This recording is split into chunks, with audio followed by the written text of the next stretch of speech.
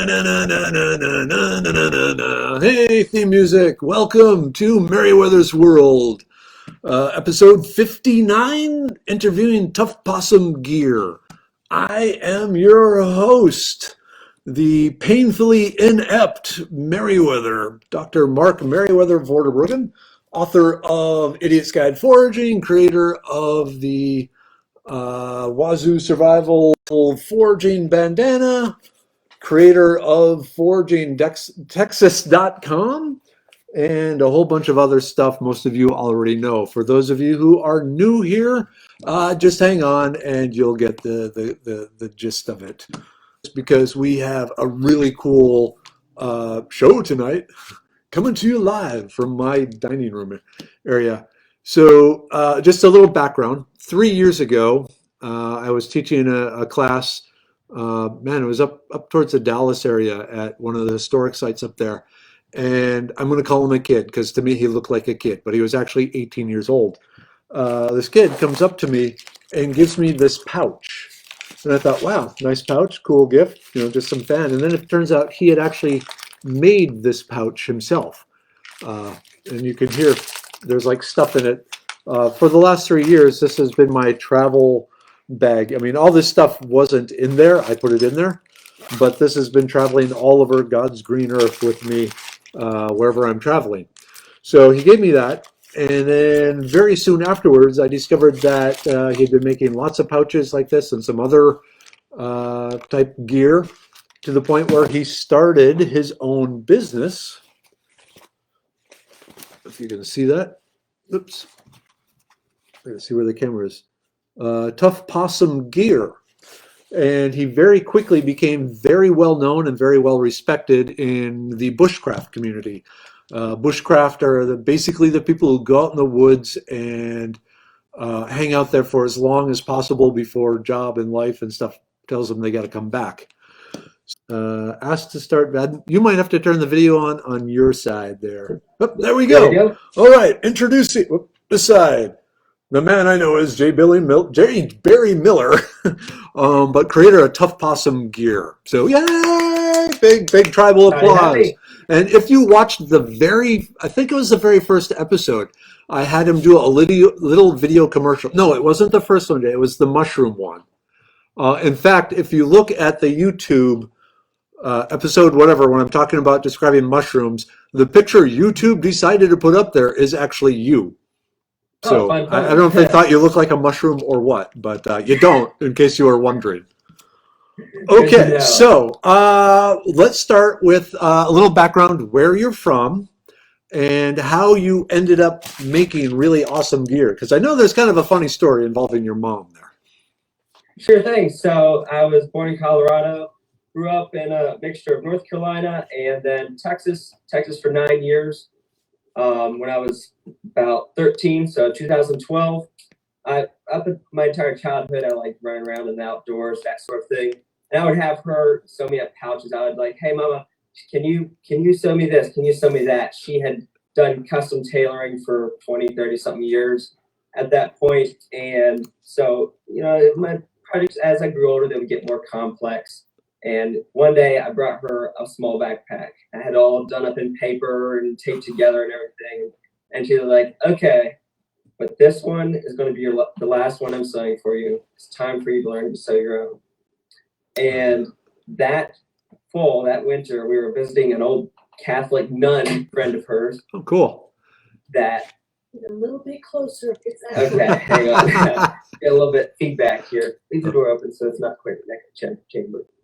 And anyways, a Catholic nun friend of ours gave me a small sewing machine, little home machine. Oh, cool. I think I can actually, it's that one right there. Oh. We still use it for zigzagging and such. Okay, yeah, that looks like one of Mrs. Weather's machines too. Yep. Let me get this back up here. Yeah. Technology can be fun sometimes. There we go. Anyways, so I started out on it, started a little few DIY projects, that sort of thing. She taught me how to sew. I started posting them up on a forum called Bushcraft USA, just a little hobby, posting up my projects, that sort of thing. There's originally a thread called Adventures in Ripstop. Started out making a insulated vest and all sorts of different stuff. And people were like, hey, you should sell some of these. So, okay. So I started putting them up on the trade blanket there, just, a few at a time, making them on the kitchen table, that sort of thing. And it really went downhill from there. So I took a foraging class with you in April, like 23rd of 2017. Yep. It's almost exactly And 3 then- years ago. Yeah. Yes, sir. And then that fall, I went full time. So Cool. been doing it full time ever since. Yep. And you've been to some of the big bushcraft meetups and so forth, hawking your wares there. I know Oh, a yeah. lot of people in the bushcraft community know you and like you. Awesome. It's funny when you mentioned how your mom said, "Okay, this is the last one. After this, I'm going to teach you to sew," and she's sitting across the table from me. But Mrs. Weather has said that to me so many times. No, I haven't. Well, you've said it a few times. You keep. You've asked me, and then you finally realized. I don't know if you can hear her, but Yeah. yeah. So I keep asking her to sew me stuff, and she keeps saying I need to learn to sew, but Yeah. it works. But yeah, so I Exactly. can only imagine your mom is even more fierce than my wife. Mhm. My wife is a teddy bear. The ironic part is now she works for me part time in the shop as well. So the roles are reversed now. So that would be. I'm trying to imagine ordering my mom around as her boss, and it's just not gonna happen. So I'm curious, like, how many bags do you and your mom? Is it just you and your mom, or you have? Correct. Okay. Correct. So it's just me and my mom here in the shop. And then I've started to outsource some things to a production partner first in Missouri named First Spear. They make a number of other large companies like Hill People Gear, that sort of thing. And they have the multi-million-dollar facility with the fancy lasers and Sure. the talent and just all sorts of design capabilities that I don't have. So stuff like my satchel that I introduced earlier this year that has a laser cut panel in the back with Velcro and such, they can do that. So, Gotcha. and plus, so I'm having some of them do a lot of that. And plus, I'm 21 years old.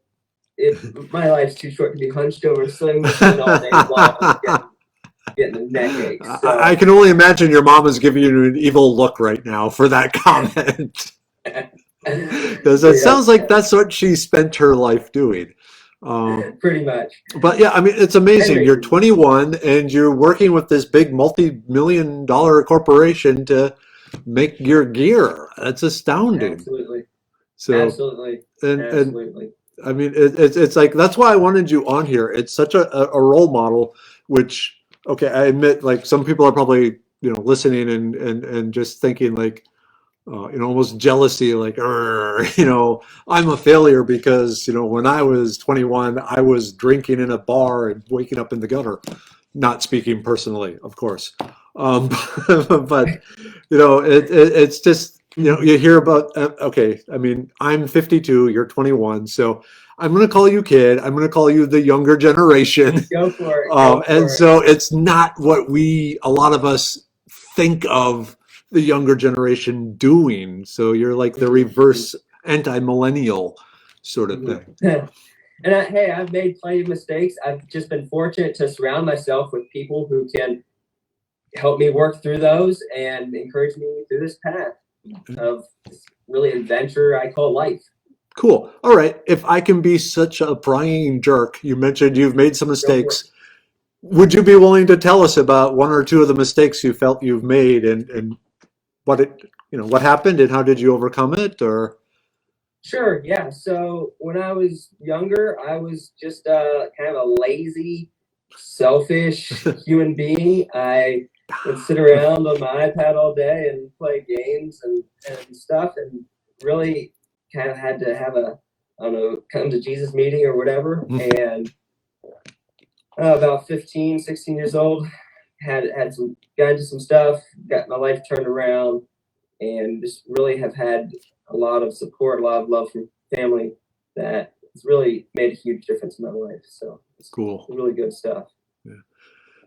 In regards the big company, it was First Gear, or what was the name? First Spear. First Spear. Okay. Yes, so did you approach them, or did they hear about you, or how did that link occur? I approached them. They they do their own line of mostly like plate carriers and stuff for the law enforcement, tactical communities. But they also do OEM manufacturing. So smaller companies like me take advantage of their skills, their equipment, their resources, their supply chain, that kind of thing. So Nice. I've been aware of them and several other companies, but they have some other, just their culture of, they're not a big fan of like NDAs, for example. So they're like, hey, we trust you, you trust us. We're not going to screw you. We trust you, not screw us. And we're not going to, if there's a proprietary, technology or something, sure. But just as a general, in the bag world, there's a at a certain point, there's some patented stuff, but at certain technologies, but bag designs themselves, you're taking Legos and you're figuring out, you're choosing what's the best Lego for this job and coming up with new Legos. You're putting them together into a design. It's about execution. It's about the company that stands behind that. It's about the quality more than anything these days. Yeah. And so that they're really their culture and ours really mesh with that. Cool. So I approached them. They're like, "Hey, awesome!" And I know a couple other companies, like I said, that use them as well, that speak really highly of them. So Nice. they have through other companies, they have a long-standing history in the outdoor gear world. Yeah, it's interesting. You mentioned they don't have an NDA, or they generally don't. For the viewers, an NDA is a non-disclosure agreement. It's usually a sign between two companies so that they can share their intellectual property. And then, company A will share their recipes with company B, and then company B cannot legally go and make their own copy of it. So it's impressive that you guys can run without an NDA. As a chemist, with everything I do, every company I talk to, the first step is getting an NDA in place. So it boggles my mind running without one. So yeah, for sure. But that's cool. But the fact that they have that level of trust, because to get that level of trust, they had to earn it. And so the fact that it's there is just astounding. So cool. And I know they're not some company on the other side of the world that I have to worry about tomorrow waking up and finding clones for a fourth the price on Amazon. Yeah, that happens I don't have a lot. To worry about that sort of thing.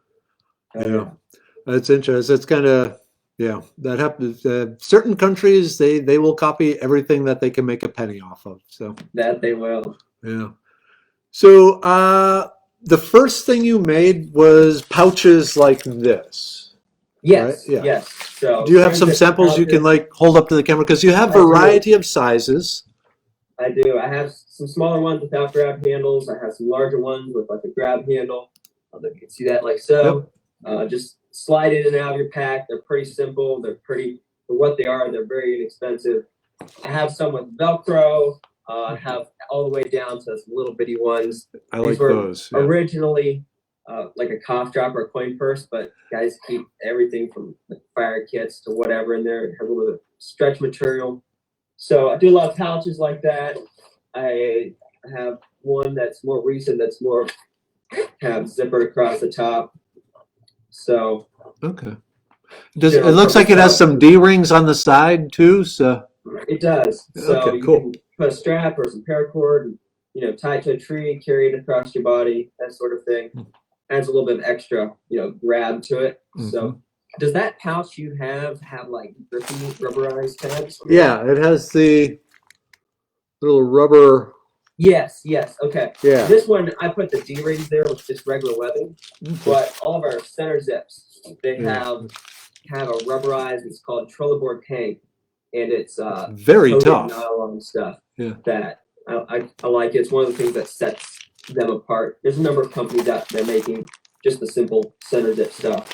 I always keep a carbiner in this, but I took it out for the show just so people don't think a carbiner comes with it. For sure. Yeah, so we started out making those. The very first ones I made were just little Velcros, like a Ziploc bag, but with Velcro at the top, made out of Cordura. And then I moved on to some real simple, minimalist, like shoulder bags and the scarf. Love the scarf. You have a scarf there.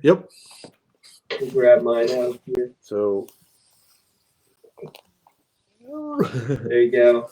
So the scarf, It's long. there's a story about the scarf. Yeah, please tell it. It's Morse. There's a guy named Morse Kahansky, real popular in the bushcraft kind of survival skills world, who up from northern Alberta, Canada. He old fellow now. He just passed away this, I think, January or December. It was recent. Unfortunately. So, but he was a really good fellow. That his mentor, a guy named Tom Roycroft or Roycraft, is spelled different ways in different books. He had this thing. He was like, "Hey, if you have a sewing machine and you have a old parachute laying around, sew yourself one of these." Well, I got to see that. Well, not many have a old parachute and a sewing machine sitting around. So I decided to take it, and I made, I guess, kind of the only commercially available one. Yeah. It's kind of like a large pillowcase, Mm-hmm. about 57 by 17 inches in size, and it has, as you can see, Mark has it there.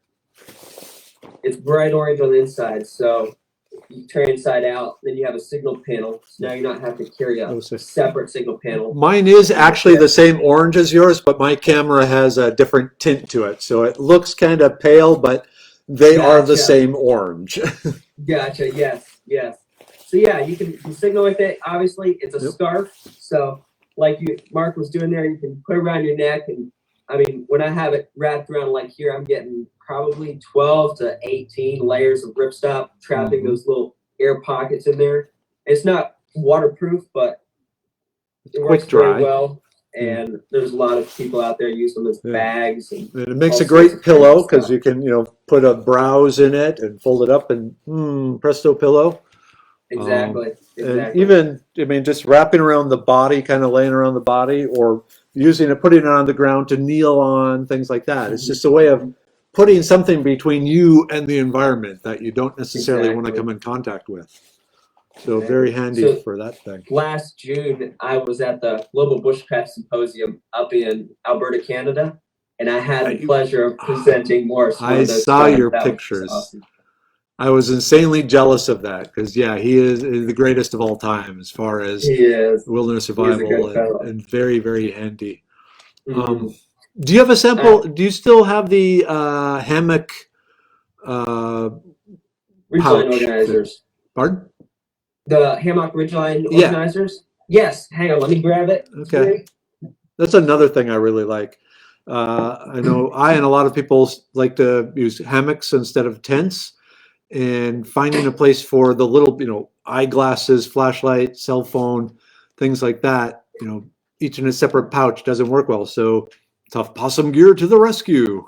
There you go. So something about hammocks, if you're not familiar with a structural ridgeline, I'm a huge fan of them. You can put this on the ridgeline that you put your tarp over as well, but a structural ridgeline, it ties from one end of your actual hammock to your other end, and usually has a little bit of adjustability in there. So you get it tuned in with that perfect sag and that 30-degree angle or whatever math you do, and then you can set it up, crank your hammock tight, and it'll stay that same sag. You don't have to adjust it every time. But this strings onto there, and then you have a pocket to stick, I don't know, your wallet, your keys, whatever all you need in there. There's a couple pockets. Right. And it hangs right there above your, so you can grab your flashlight, your eyeglasses. I have glasses, obviously, so you don't want to step on them. Yep. Put them outside your hammock and roll out of it. Like a lot of hammocks usually have the pouch attached to it that you fold the hammock in. You throw everything in there, and your car keys are banging against your glasses, scratching them all up, and you don't want all that there. So I love that concept because no one else has it. Exactly. And I'm a huge fan of like an 11-foot hammock. So nice. Yes, the normal 9-footers. I went with the extra long one, and it didn't have that on the side. So when are you going to start making hammocks? That's a very good question. So I got to figure out some stuff. There's a lot of liability with stuff that people hang in, and you hang it from a rotten tree, and it falls over on you and kills you. And actually, that brings up an interesting case again, too. So for pouches and what you're offering right now, there's probably not a whole lot of insurance needed for that as opposed to, say, helmets or hammocks or, adventure gear. Correct. And we're actually working on a knife design with JB Knife and Tool Oh, out wow. of Okay. down there, San Antonio, I think is. Mm-hmm. So, and we're gonna have to figure out some stuff with that because obviously you can hurt yourself, you can hurt others with knives. So, yeah, Good point. Yeah, and then the whoever made the knife gets sued. There's a number of industries like that. Yeah. Exactly. Oh, there was an interesting. If I did, Jacqueline Parker talked about she looking for a glow in the dark hammock pocket. That could be interesting because I know there are different glow in the dark fabrics, or at least if nothing else, paints out there.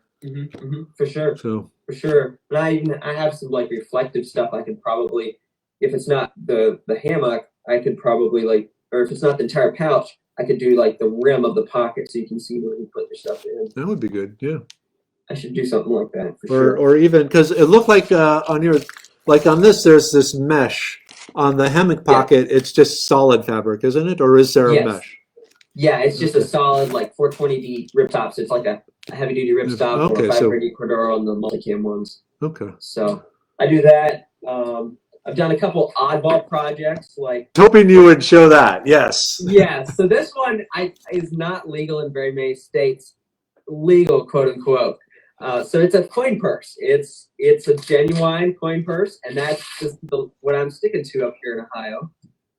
And you got your pocket, you got your coins in there, but it folds over, it velcros, and then there's a handy dandy little strap here, which fits neatly onto your hand. And this was designed by a guy up in Alberta, Canada, where they can't carry saps and bludgeons and everything that you can there in Texas. And so up there, he does a lot of international travel in some really sketchy areas of the world for security, analysis and security pen testing and stuff. And so he designed this as a bit of a palm sack. So it adds a little bit of weight to your hand when you need it in really bad situations. No. It's just a coin purse. It just holds like a roll of silver dimes or quarters in it. The fact that it increases the force applied is just physics. In the words of MacGyver, Richard Dean Anderson, a lateral cranial impact enhancer. There we go. I like that. The other things I've started doing recently, you mentioned standing or kneeling on the scarf. You can do that. Or I started doing this sit pad with a guy named Phantom Gear who makes knives on Instagram. And it has a 1/2-inch foam pad inside, and it's a Velcro top design, so you can use as take that out if you find that stash of nuts or berries or whatever, and you need a pouch to carry it home in. So, and then of course it has a little side things to clip it onto stuff. Yeah, for sure. So just fan the fire, kneel on it, sit on it, keep your bum warm. That sort of thing. I just had this vision of making a round one that you could use to kneel on or as a frisbee. There you go. One of the camping gears I always kept with me is a frisbee because it made it, like you said, a good fire fan, a plate, a cutting board, amusement. I have one sitting over there, actually right on top of your book. Oh, cool. On my shelf, I can look over there and see a stack of books on my dresser there. So cool. Okay, now you have to show the Haversack because that thing is awesome. Sure thing. Grab it here. So just this last end of February, we launched a new website and what is by far the biggest product we've ever done. So this is, I call it the Shackleton EDC Satchel. If you're familiar with Ernest Shackleton, he had a lot of really rough spots in life, but he's known for down there in Antarctica with the Endurance, the ship, big survival situation, leading a bunch of guys out of that. I just figured, he was one of my kind of inspirations as a kid, and I'm gonna name this one after him. So it's a kind of just a simple shoulder bag. It has an adjustable shoulder strap. It has one of these ITW Cobra buckles on the front. So if you're familiar with those hiking rock climbing, like rappelling belts and stuff with buckles on it, this is the same thing except in a polymer. It is a Velcro laminated Cordura panel. Can you hold it closer to the camera? Sure, let me get this out of the way here. the first aid kit prototype I can't show. Across the back there is a panel of Velcro that's been laser cut in a. Hopefully we are back after 10 minutes of banging the computer against the wall, basically. So if anyone is out there, thank you for your patience. Hopefully you had time to, it was intermission. That's what it was. It was a planned intermission. There you go. There we go. Break. I meant to do that, in the words of the famous sage Pee Wee Herman. So, all right, let's start over with the satchel. Sure thing. And let's sure just thing. talk about that. And if people are here, they're here. If they're not, they're lost. And I'm trying to see if there's a way to make it just you.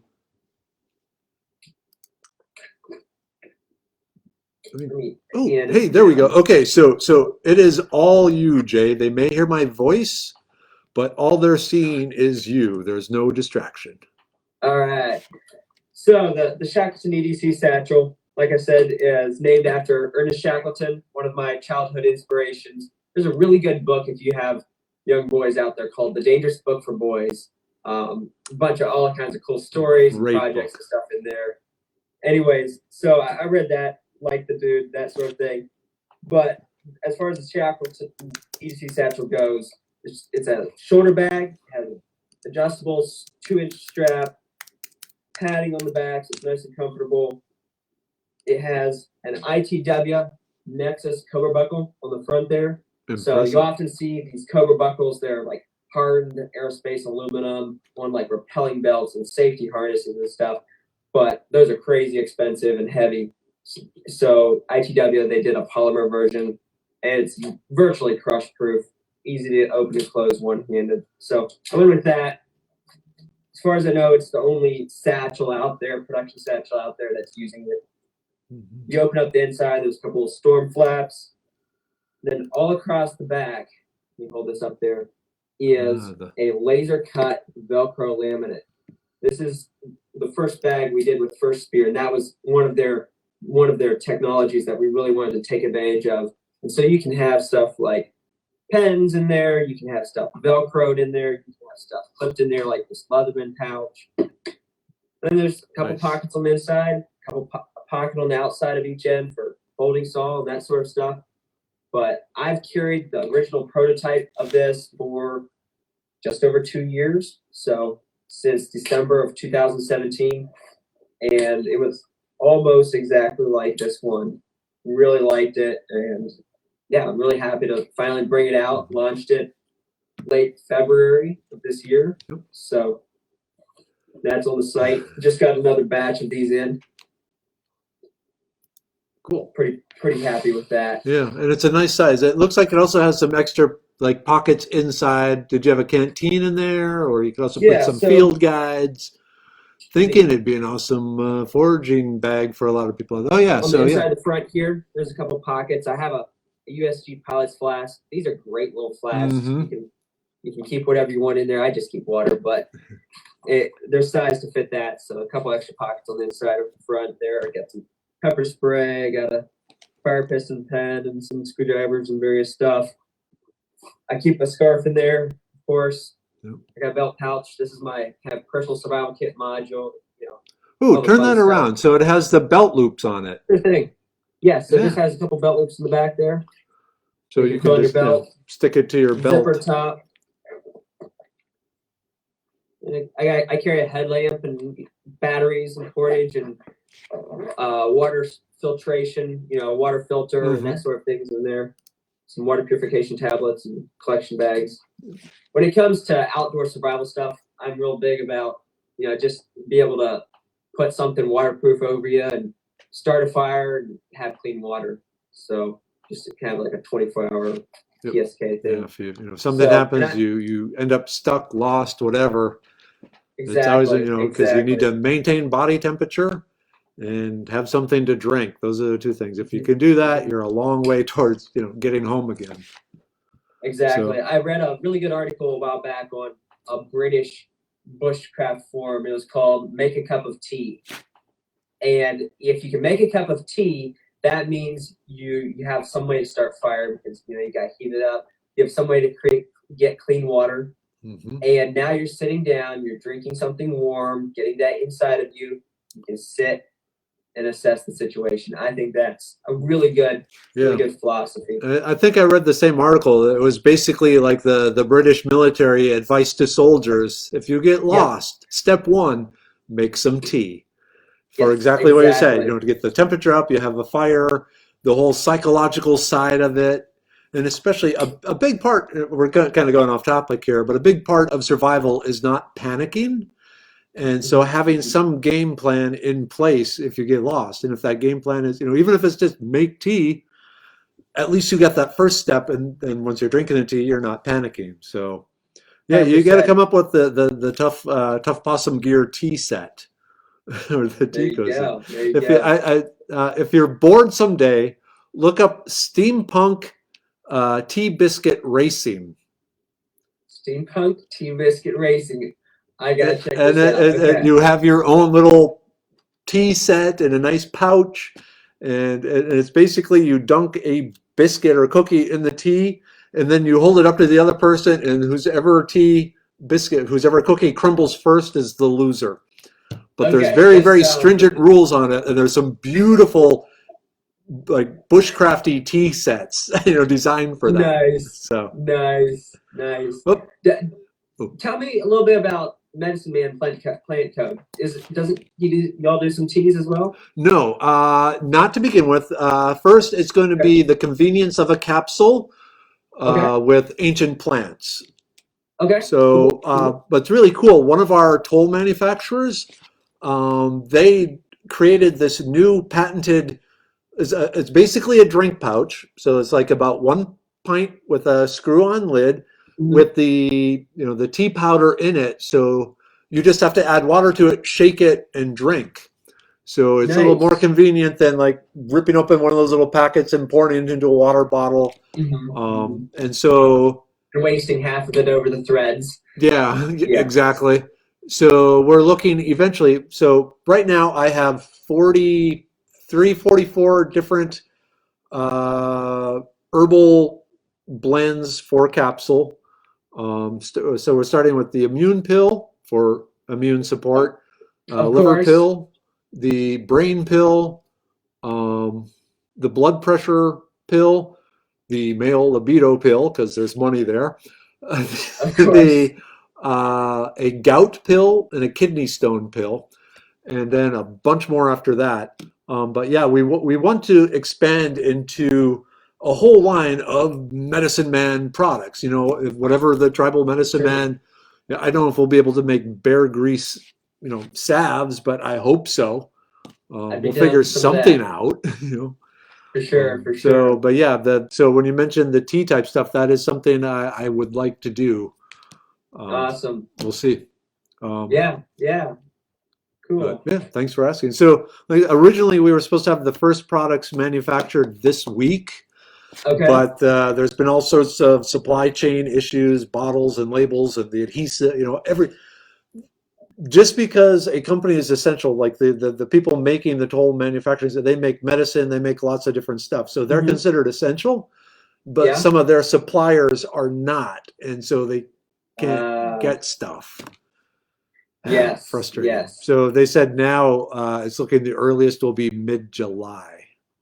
For sure. So. One thing I was running into with, like, we still make probably 2/3 of our products in-house, is that a lot of companies are like, they're staggering their staff and they're working from home. And so, I need to check the stock, but I'm working from home today. I'll be in tomorrow. And so I know there's a lot of supply chains, even if they're not broken, it's taking longer. Yeah. And obviously you buy, big rolls of material wholesale, but like Joann's Fabric, they're just limiting, I think, you to 5 yards of fabric or something like that. And so it's weird. So there's all these weird things that people don't think about that are falling apart. So for sure. Well, speaking of wholesale, one thing that was pretty neat with our size and everything, we over this last year in 2019, the Ranger green color, there was a massive shortage in the outdoor industry of Ranger green fibers because they were moving a mill. Yeah, move a little closer. Thank you. Okay, sure thing. Yeah. There was a massive shortage of Ranger Green fibers because there was a mill being moved. And but I had a massive roll that lasted me well through that. So when a lot of the larger companies were running out, I was able to, hey, I got Ranger Green, you know? So that was a pretty cool little thing I was able to do over this last year, as far as supply chain goes. So like when you buy a roll of fabric, how many square yards are you purchasing, if I could? I'm just curious. 50 to 100 yards long by 3 yard or by 2 yards wide or 5 feet wide. Okay, wow. So yeah, you're buying the industrial, like the whole roll. They come a roll. It's 5 foot long and about a foot in diameter, about 60 to 75 pounds. I can just imagine like the UPS driver or whoever that delivered the first one is like, what? They probably thought it was a mistake or something. Exactly. Okay, I'm just curious. Is anyone out there, because no one has commented in a while. There are some people that showed up again, but I don't know if we died again or what, but I don't have the spinning beach ball of doom, so oh well. Oh well. Yeah, we're doing all right. Okay. I don't know. Wall meet computer, computer meet wall. Wow. Okay, 8:58. So let me see if I can do this without crashing. I'm going to put your website up again. All right, sounds good. Yeah, so people can track you down, and because I know originally you used to sell on Etsy. Correct. And then, okay, now suddenly everyone is popping up again. Okay, so awesome. Yeah. So while you're doing that, yes. I created a coupon code, foraging. So use the code foraging. Doesn't matter whether it's upper or lowercase, and for 10% off the store. So, and that'll be valid till I think the 20th, for the next couple weeks. 10% off? Yes, sir. Okay, I'm frantically typing this in here. And order. Yes. My mother was reminding me. Some gear until what date? Until the 20th. Okay, May 20th? Yes, sir. 20th. Sweet. Cool. All right, yeah, awesome. So there's some people there. All right. Well, hey, just a little bit of bonus content. I know you have a lot of followers who are, doing little home businesses and such. If you're going to do Etsy, this is just, freebie here. If you're thinking about Etsy, it's really good if you have like one-off items. So because you can just snap a picture from your phone, type in a few little description and hit post, and it's posted. You don't have to worry about a website and all that fun stuff. But if you're going to actually do a business with a standard product set, I would really looking at a website earlier than you think, because it's hang on, I got a notification popping up there. Because the amount you pay with Etsy, when you start running the numbers, it kills you. I can believe it. This year I'm looking at saving, I think, $5-6 grand just by switching from Etsy. Yeah. So just a little tidbit for anyone who's doing a home business out there. Yeah.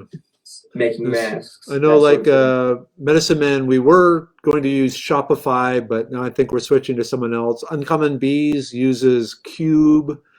There's Wix, Wix is another one. There's most of them, especially if you have less than 10 products, they're very reasonable.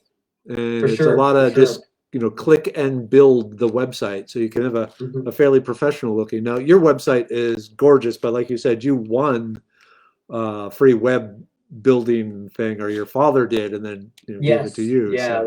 that was a just amazing gift that I was able to do. Yeah. I was able to receive. So yeah. All right. Sure. So Tribe, go for it. Jump to the Tuff Possum Gear link. Take a look through it. There's all sorts of cool pouches and really high quality gear sewn here in the USA. We're up in Ohio now. Yes, yeah. So we moved up here to Ohio 2 years ago. from Texas, and then he also works with the company in Missouri. Yep. So, we're, homegrown, home sewn type stuff. Exactly. I like to be able to walk into the factory where it's made and be able to talk to the people and talk to the people who are making it. So Yep, without important to me. needing a passport and so forth. Exactly. So, okay, is there anything else you'd like to say about your stuff, or something you'd like people to know? I think that just about wraps it up. Cool. So yeah, I'm very, very pleased to be able to do this with you, and kind of wraps around to the early days. Yeah. I remember when I took one of your classes, a friend of mine, Kelly Hunt, and me went, and it was just, I was like, whoa, this whole new world of plants, like this is like just like magic. You read about the guys online, they're like, oh yeah, this and this for lunch. Then it's just like, taste this, smell that, eat this, and yeah, it was pretty cool. So yeah, well, that was a highlight. Thank you. I mean, we're both doing something. It seems like you love what you're doing. I love what I'm doing, and so that helps a lot. Yes, it is. And like I said, it's just really impressive. And again, it just 18 to 21 years old, you created this company. And so, I mean, hopefully it'll just grow and, bigger and bigger and bigger, and employ lots of people, and, I want to see your stuff at like REI and, or Academy, or maybe not Academy. Yeah, probably not. Yeah. Well, I doubt I'll do any of the major retailers. It's always a possibility, but when it's made in the U.S., there's a little less profit margins. Yeah. And so I like to, I keep the price lower, and that way I can pass on that savings to the customer, less middlemen. Yep. So I appreciate. Yeah. But yeah, even at the size you're doing, because I mean, in the end, it is kind of a niche product. So, but for sure. All right. Like I said, I can't tell if there's anyone still watching. It's like no one has commented for a while, so either everyone left or everyone's fascinated. I'm going to go with the fascinated part, just from past experience. But thank you all. Thank you, Tribe. Those of you that stuck through the technical difficulties. Like I said, I think we really need to move this to YouTube.